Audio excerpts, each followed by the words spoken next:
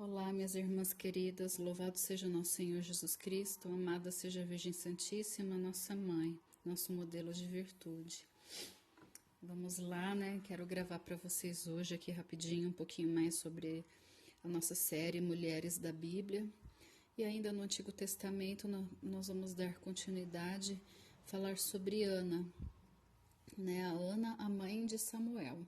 Existe uma outra Ana também, né, no Novo Testamento, que era uma profetisa, mas a gente vai falar aqui, dando sequência, sobre a Ana, mãe de Samuel. Vocês encontram sobre ela lá no livro de Samuel, né, no primeiro livro de Samuel, nos versículos, né, de 2 em diante, você já vai encontrar. E é uma história muito bonita, né, que Deus ele tem muito a nos dizer, né. A Ana, ela era uma das esposas de Eucana, né? E, ela tinha duas esposas, né? Que Fenena, que era uma delas que tinha filhos, e a Ana que não tinha filhos. Naquela época, os homens, né? Tem uma coisa muito interessante que eles dizem, né? Que assim, os homens contraíam matrimônio, as mulheres eram dadas em casamento, né? Por isso que alguns deles tinham vários deles, né, tinham outras mulheres, né? E a história de Ana é uma história de fé, mas é uma história assim também de fidelidade a Deus, no meu ponto de vista, né? Porque assim, eu acho bonito o diálogo entre esse casal. Diz a Sagrada Escritura que Eucana preferia Ana, né? Que ele tinha mais amor por Ana, mesmo que ela era estéril. E olha o quanto que isso é importante, né, para a Bíblia dizer isso. Isso acontece também, né, em outros casos do Antigo Testamento, em outros casais a gente vê a mesma situação, né,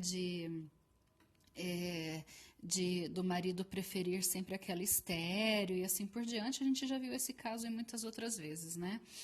Mas assim, Ana, ela se sentia muito humilhado porque parecia que tinha assim uma disputa entre Fenena e Ana, talvez porque Fenena percebesse que Ana tinha mais afeto, né, do marido, tinha essa desavença e ela se sentia sempre muito humilhada, né? E conta, né, lá no livro de Samuel, que eles iam sempre oferecer sacrifícios, né, no templo do Senhor.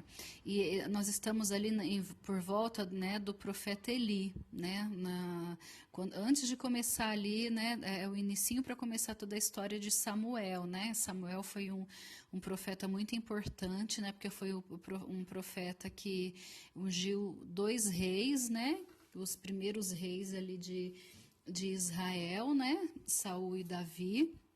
Então é uma história muito bonita, né?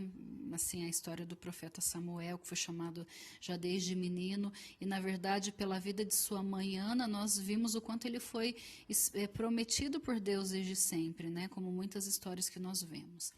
Pois bem, né? Então, num certo ano, eles foram oferecer os sacrifícios e Eucana sempre dava um pouquinho a mais de oferta para Ana, porque gostava mais dela, né?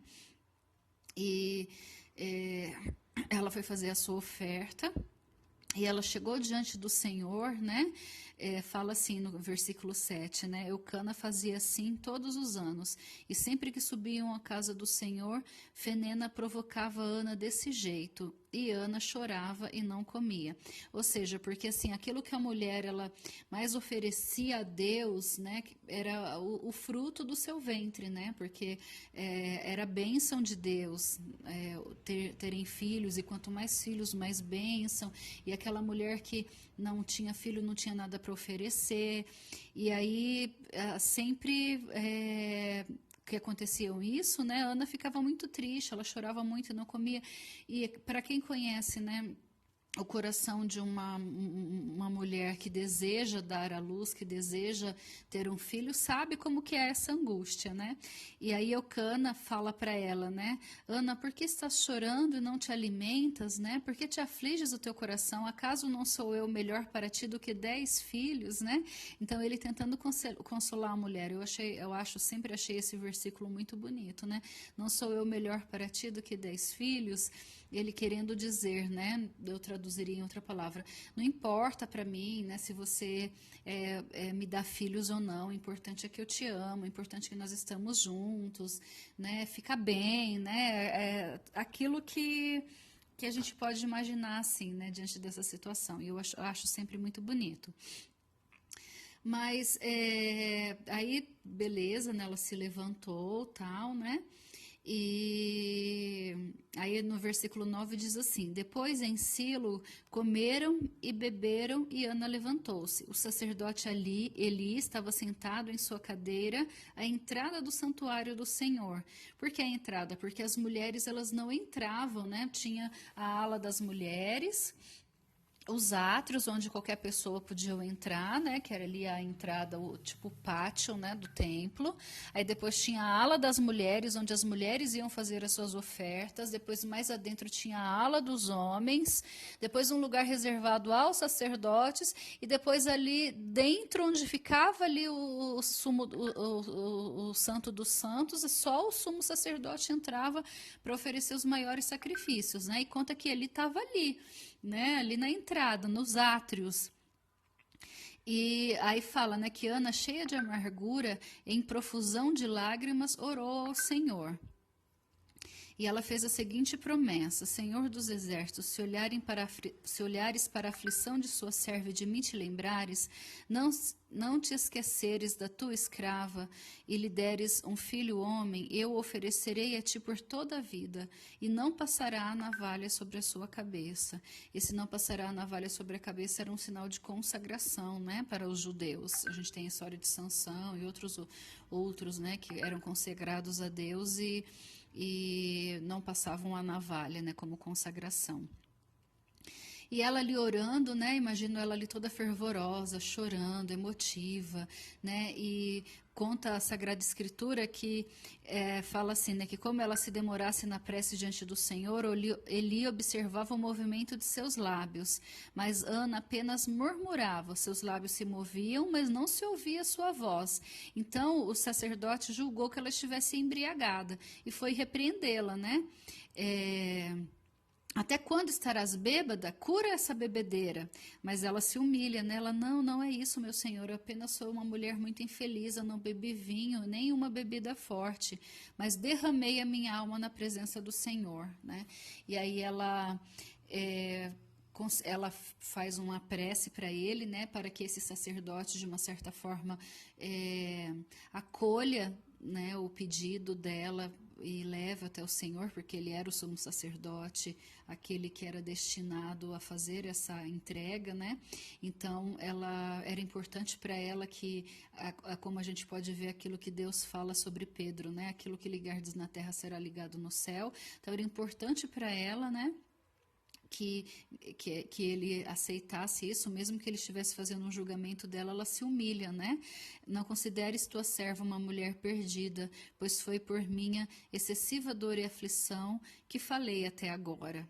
Né? Então ela se humilha diante dele, vai com humildade diante do Senhor, e aí ele então diz, né? Vai em paz, e que o Deus de Israel te conceda o que lhe pedistes.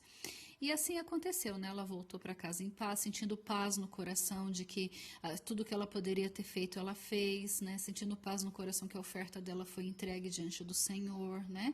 E que agora bastava ali se fosse da vontade de Deus as coisas acontecerem, né? E aconteceu que ela engravidou, né? E o mais lindo de tudo, a gente vê assim, né? Que a gente vê muitas vezes as pessoas, e eu falo como quem já passou por isso, né? Nesse sentido assim de quem já vivia isso, né? A gente quer a maternidade não pela maternidade em si, mas porque ela traz em volta, né? Pela dor de não poder gerar, pelo sentimento de inferioridade, por tantas coisas que existem dentro de nós, né? E nunca pela maternidade em si, porque é aquilo que eu sempre falo, porque quando a gente se abre à maternidade espiritual, né? Se abre muitas coisas na nossa vida, e a gente entende os planos de Deus e a gente entende muito mais, né? Os desígnios do Senhor, né? E aí ele pode até realizar um milagre. E eu vejo que com Ana aconteceu isso, porque quando o menino, né? Que aí ela deu o nome dele de Samuel. Então, assim, ela foi, engravidou realmente, né, e chamou ele de Samuel, porque Samuel significa eu o pedi ao Senhor, né? Então, assim, e mandou ele para o templo para ele ser um consagrado do Senhor. Então, com 2 aninhos, ela leva o seu filho para o templo para ele cumprir o seu desígnio, né? E não se fala mais na Bíblia que ela murmurou, porque a Bíblia sempre ela coloca situações importantes, né? Pelo contrário, mostra somente essa parte, né? Que ela creu no Senhor, que ela confiou no Senhor, né? E ela foi lá, né? Aquele filho que ela tanto desejou, aquele filho que ela tanto amou, né? Ela cumpriu a sua promessa. Ela, no versículo 24 fala: logo que o desmamou, Ana levou consigo o menino à casa do Senhor em Silo, e mais um novilho de 3 anos, 2 arrobas de farinha e um odre de vinho. O menino ainda era uma criança, né? Dizem os estudos que mais ou menos ele tinha uns 2 anos, né? E depois de sacrificarem o novilho, apresentaram o menino Eli. E Ana disse: ouve, meu senhor, por tua vida juro, eu sou a mulher que esteve aqui orando ao Senhor na tua presença. Eis o menino por quem eu pedi, e o Senhor ouviu a minha súplica. Por isso eu ofereço agora ao Senhor, a fim de que só o Senhor ele sirva durante toda a sua vida. E adoraram ali o Senhor. Olha que lindo, minhas irmãs, né, minhas amadas irmãs. O coração dela compreendeu o sentido da maternidade, que é gerar filhos para Deus, que não é ter propriedade sobre os nossos filhos, que não é ter propriedade sobre os nossos afetos, né? Porque parir, dar à luz, engravidar, qualquer mulher faz, né? A maternidade biológica, a gente vê aí, tem muitas pessoas lutando a favor do aborto, né? E dar à luz a uma criança não torna ela mãe de uma criança, né?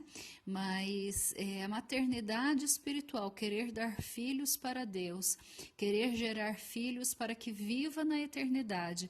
Com certeza, né? Naquele momento de oração, Ana foi tocada pelo Senhor, entendeu esse sentido. O Senhor olhou para isso porque tinha um plano especial para Samuel, né? Nós vemos tantas coisas que Deus realizou através de Samuel, né, importante para o povo de Israel. Então, olha só, né, que história de vida bonita. E eu acho que o que a gente deve guardar para a gente também é essa questão da fidelidade dos cumprimentos. Por quê? Porque tantas vezes a gente não sabe o que oferece, o que pede para o Senhor, né? A gente não sabe o que está pedindo e quando a gente alcança essa graça do Senhor, será que a gente mantém a nossa palavra, né? Eu vejo tanto isso, assim, sabe, em testemunhos de pessoas que falam: não, se Deus me ajudar nessa minha tempestade, eu vou servir o Senhor, eu vou fazer isso, eu vou fazer aquilo, e agora eu volto o meu coração ao Senhor. E a gente esquece que Deus é palavra, né? Porque nosso Deus, ele é a palavra encarnada. A Bíblia, né? Por exemplo, assim, a palavra de Deus, ela não é somente a Bíblia. A Bíblia contém a palavra de Deus, mas essa palavra de Deus é a verdade e é o próprio Deus, é o próprio Cristo, né? Depois que o Cristo se encarnou, ele é a palavra encarnada de Deus também, né? Então, assim, essa questão daquilo que a gente se compromete diante de Deus é muito importante. Eu que estou à frente de uma comunidade que tenho filhos que fazem votos e compromissos diante do Senhor, eu sempre estou preocupada com isso, né? Cuidado com a palavra que você se compromete diante do Senhor. Eu acho que Ana vem ser um exemplo para a gente sobre isso, que nós precisamos ser fiéis ao cumprimento da nossa palavra diante do Senhor, porque nós não podemos, né, na hora da emoção, na hora da humilhação, como ela era humilhada, né, pela outra mulher do seu esposo, por causa de uma de uma enfermidade que ela tinha, daquilo que a sociedade colocava ela como uma maldição, e diante daquela humilhação, diante daquele sentimento de inferioridade, ela vai e pede socorro para Deus, que Deus veio, curou muitas coisas no coração dela quando deu a ela essa graça de gerar, né? Mas assim, muito mais, curou o coração dela para entender o sentido da maternidade, para entender o sentido do que é gerar almas para Deus. E eu acho que isso é muito importante, né? Porque aí mostra aquela pessoa que se torna madura, como nós já aprendemos, que uma mulher, ela só atinge sua maturidade quando ela atinge a maternidade, né? Então a gente vê um monte de mulher de 40 anos que não passa de uma adolescente, né? Não passa de uma adolescentezinha, que realiza tudo por si só, né? Não sabe fazer nada, não quer fazer nada, não quer aprender, só quer ser servido, né? Como uma criança. Mas a mulher de verdade, e elas podem até ser mãe, viu? Né? Essas mulheres de 40, muitas delas são mães biológicas, mas só é verdadeiramente mãe aquela que se coloca no lugar de servir. A mulher, ela atinge a maturidade quando ela atinge a maternidade espiritual, que é o sentido de se doar.